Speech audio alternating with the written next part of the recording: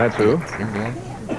The man they nicknamed Fireball going against the Missile Man. The two hardest throwing touring players in the country. Watch this action. Oh, yes. Hey. That's the result. That's Jill and Philip Ringener. Jill, Philip's wife. Here in a Jill, a young lady that has worked with us over the years. And here he is. 245, 10 strikes.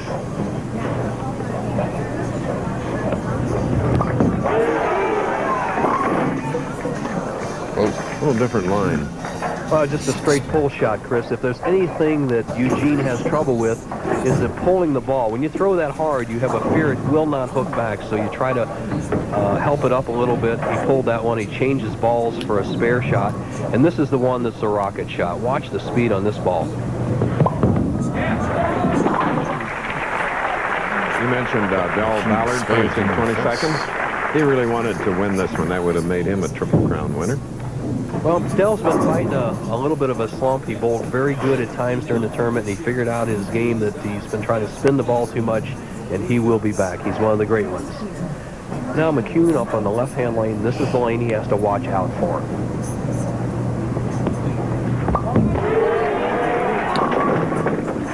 Oh. 610 on the left lane, redoing the stroke. As we bowl along here, they practice an hour before the championship round. We've had about 25 minutes of bowling on the championship pair. The left lane is hooking a little bit more than expected by McCune. He needs to make an adjustment, not only with his speed, but give the ball a little room to the right.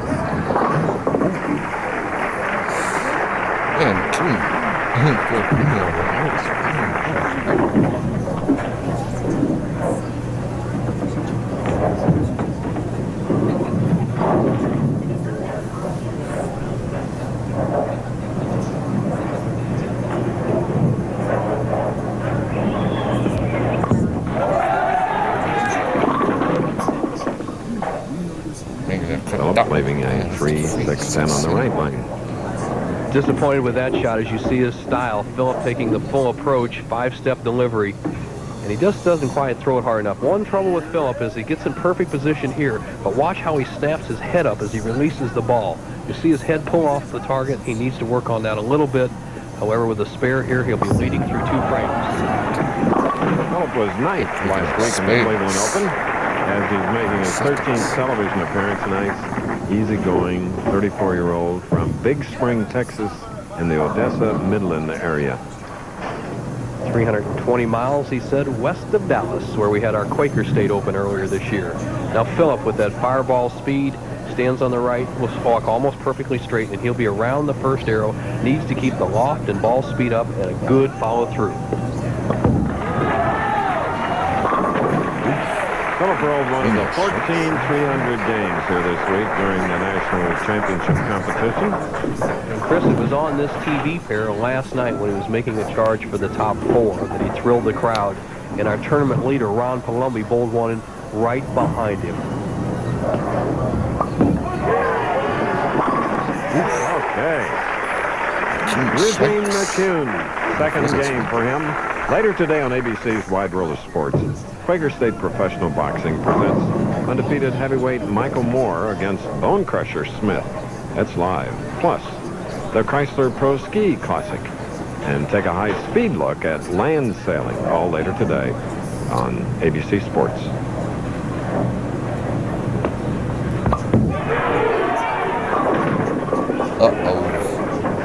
And a slip. Eugene McCune struggling on the left-hand lane after being successful his first 3 times in the first game is now in trouble. Needs to get the ball to the right of the 6 pin, slide it into the 7. Oh, nice. We're in our second game. Have you ever heard of breaking the ice? As you can see, Toledo's Maumee River. At the Flagship City Open on ABC's Pro Bowlers Tour next Saturday. Flagship City Open, Erie, Pennsylvania, hometown of not only Ron Palumbi, who you'll see in the next game, but Bob Learn Jr., whom you saw last week in our telecast from Big Spring, Texas now. Ringener leading by 14. Now he has a 24-pin lead. We go to Nelson Burton. Thank you, Chris Schenkel. U.S. Open Championship, you won in a very tough scoring inside environment. You shot 269. Now you're the tournament leader in another major, but a high-scoring environment. Any different attitude being the tournament leader? Well, you know, when I led in Indianapolis, it was an inside shot, and this week I played the gutter, and it's real high scoring. All I can do is take it one frame at a time. I know it sounds like a cliche, but there's nothing else I can do about it. I'm just going to try and strike every ball. That he may do, Chris. Back to you. He just helps the lead down to 34 against Eugene McCune, who in his first match with Adam Apo had the huge lead. And won it 245 to Apo's 214. Now after an open, fifth frame. Down to 10. Chris, he broke a pin. I'll tell you that right now. You can hear it up here. He broke a pin, and there's 20 pins in every rack. Usually you have 21 for the championship round, so that we don't have any delays. And what a broken pin does is does not give you the pin action if it's up among the front row pins later on. So we'll watch for that unless somebody pulls it out.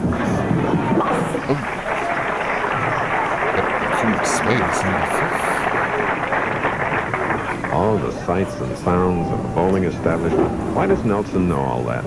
Because his dad, Nelson Burton Sr., had him around bowling from the time he could walk. Well, you owned an establishment? Did it all?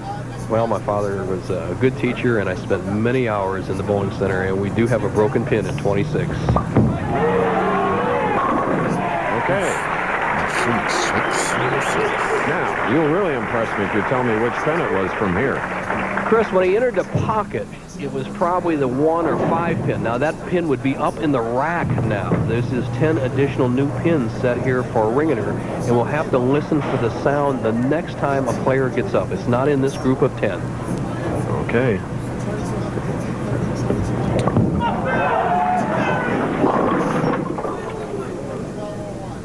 Didn't like the way he stuck at the line, leaving the pocket.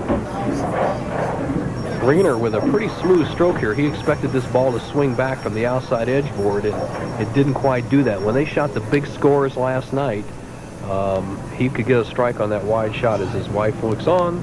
A little disappointed in that shot.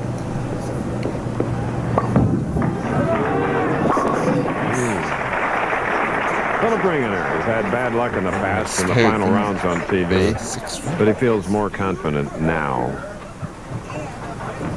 Well, the first 4 or 5 championship matches I had, I averaged like 270 at me, but I got experienced and got married about 6 years ago, and we had a child, and that's just given me more incentive to bowl well. Those bills will always give you incentive, right, Chris? Righty-ho.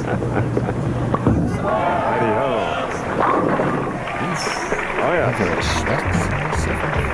Our friend Jill Ringener. All right, we'll be back with more after this.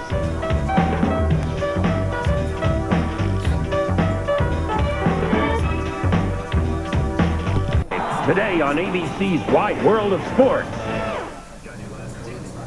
From Fort Worth, our King of the Hill. Lost it for 1 week. Did Bob Learn came back, won last week, and then took Bob Learn off the throne. He's back on it.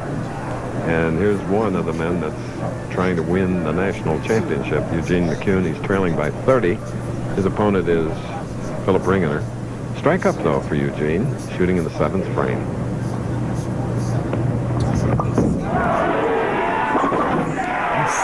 Now he trails by only 20.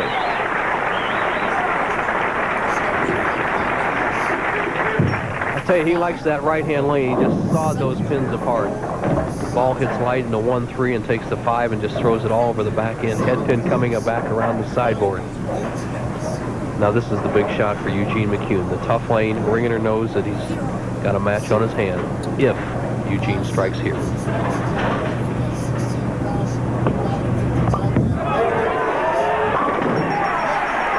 a professional that started at age 3. His opponent, Philip Ringener, started at age 6. Philip's parents owning a bowling center out in West Texas. See how Philip Ringener answers that quick turkey. of Eugene McCune's 8th frame.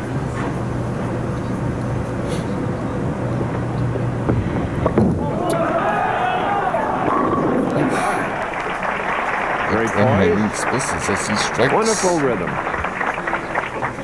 So right, Chris Schenkel. He has the best rhythm and stroke going so far today. Adam Apo was a little attentive. Obviously, Eugene McCune trying to overpower everything. And here, Ringener with a nice, smooth delivery. There's Eugene McCune, who got a thumb blister in the St. Louis tournament. He's guarding against that right now with some cotton and collodion to the left. Now, 20-pin lead could make it 30. Here's Ringener. Oh! Fortunate, just sweet. Well, he broke up the split. 7-pin going out, leaving the 10.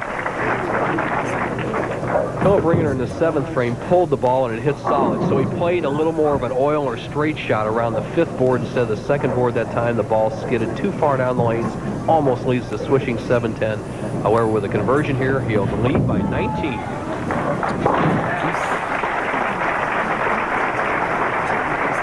Okay. Second game, pivotal, because if you win it, you're in the finals. Eugene actually with a chance to shut out Phil Ringener with 4 consecutive strikes here.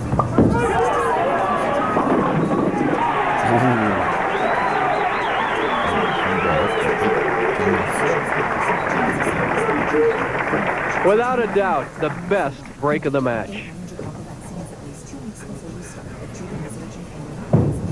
JT Rodriguez, that's it. What a man.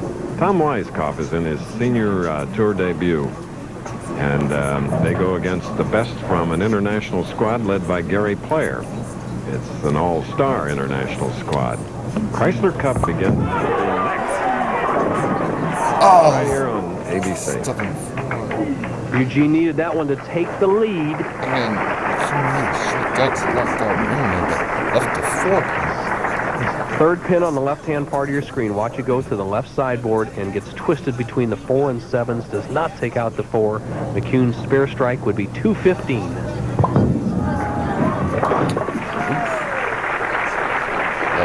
Disappointed, however, Phil Ringener will need to mark a good solid 10th frame to win the match.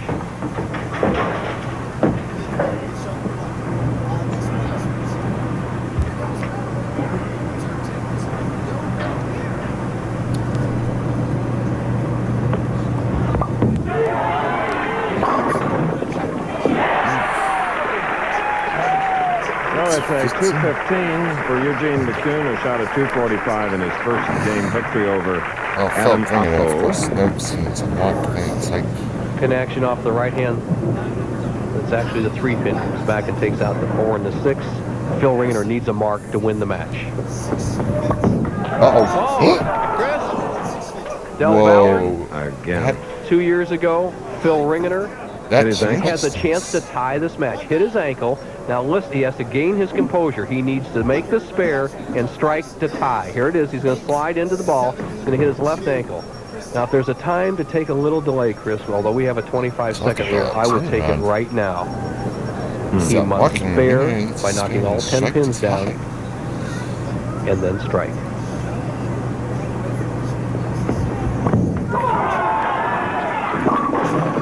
oh man. Soft and dusting off. Okay. I'm singing the punch. Oh, boy. So it's $15,000 instead of either $28,000 or $55,000. Goodness. 204, 215. Can you believe it? That was a Holy wild cow, match. Chris. That was unbelievable. Goodness. You liked it. This week's Choice Hotels